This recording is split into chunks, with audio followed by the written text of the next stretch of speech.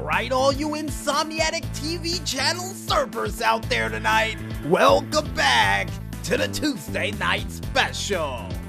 And apparently during the break, folks, Maestro asked me, are we going to include SmackDown's part of the Royal Rumble for this year? And we will.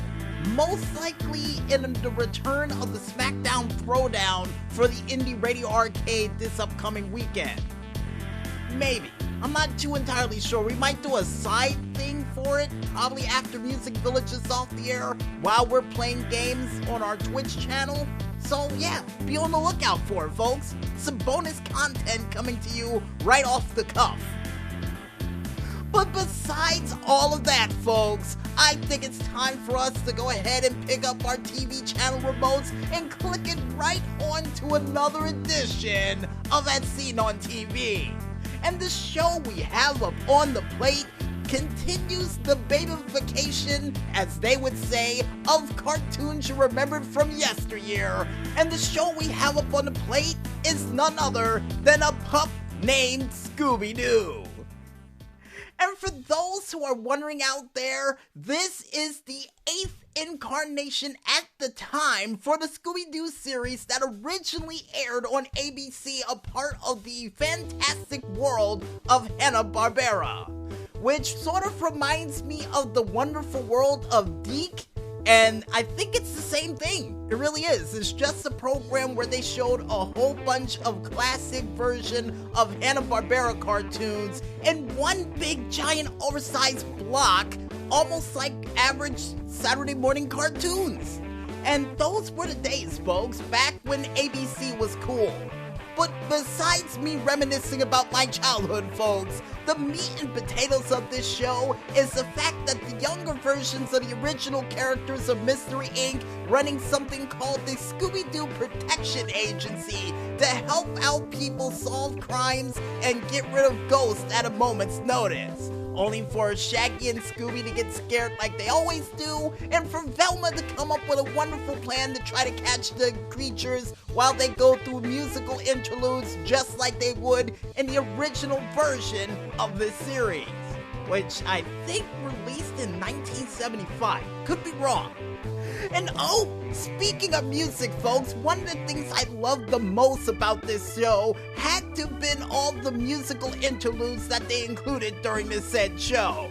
And to this day, my sister said, man, you are filled with a well of useless information, but it's useful here tonight, folks, because one of the songs I loved the most from that show was the one that they had for the Haunted Hamburger. Now, I'm not too entirely sure these lyrics were right, but I always used to say, lettuce, tomato, cheese, mustard if you please, haunted hamburger. And I think that was the actual lyrics. I could be wrong. Go look them up. And as a matter of fact, during the break, we will look them up to see if they're right. But before that, folks, another thing that I loved about this show is the different characteristics of all the characters of Mystery Inc. or the Scooby-Doo Protective Agency, including the one between Shaggy and Scooby, because they would get so scared at one point in the show, and I kid you not when I say this, folks, that a little cuckoo clock would come out of their head and go chirp, chirp, chirp. They wouldn't even scream. Just the cuckoo clock would come out of their head and they would run in the opposite direction. So it lets you know that this show has amplified the silliness of the original Mystery Inc. to an 11. And to make things even better, Fred, during every single episode, would always blame Red Herring ever since they were in kindergarten when he was the one behind scaring the kids on the playground. And yeah, I actually remembered the origin of why Red Herring always got it outed during that said show.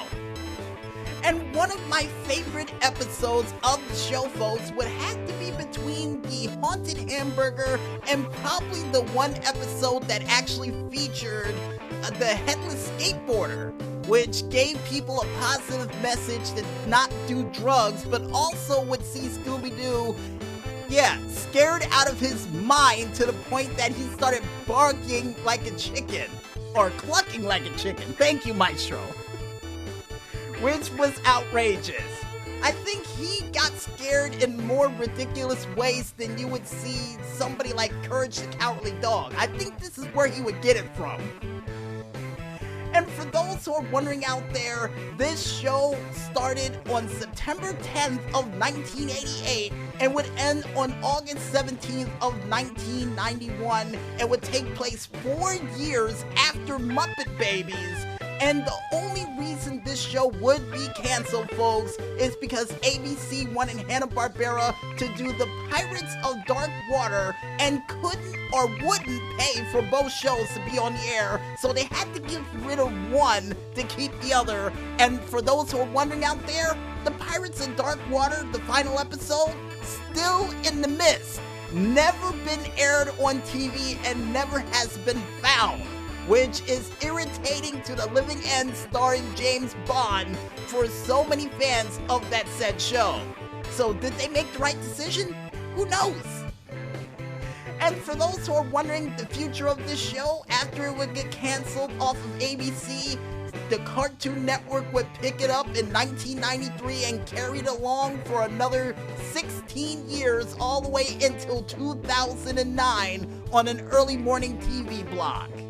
Yeah, that's a long time, folks, and the fact that this show was on for just about as long as I've been alive tells you something that Hanna-Barbera was good at what they did. And I would love to see this show come back on the air someday. And oh, before we forget, the voice actors for this show, which included Don Messick, who was the voice of Bam Bam, Muttley from the Wacky Races, Sebastian the Cat from Josie and the Pussycats, and even the space version of that show, which we'll cover in the near future. And then you would also see him as Hampton J. Pig, a part of Tiny Toon Adventures.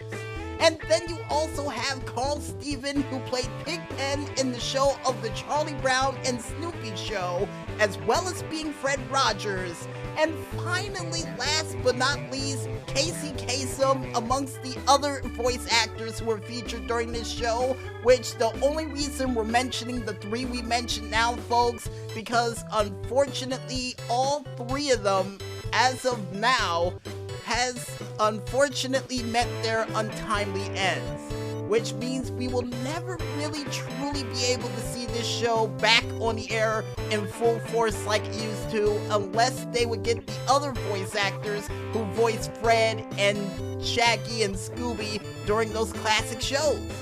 Yeah, only one could dream.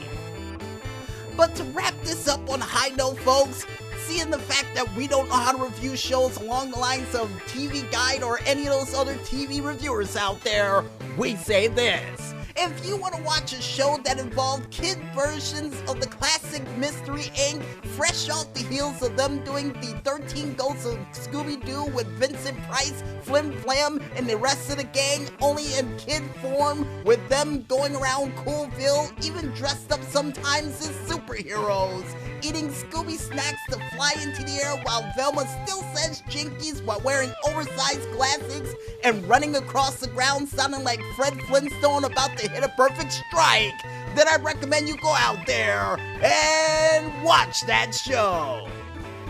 And I got a feeling that was the longest lead-in we ever had for something like this, but well deserved. Well deserved.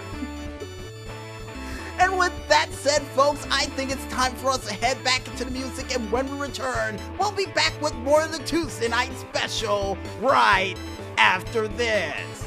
So don't go anywhere just yet, folks, and stay tuned.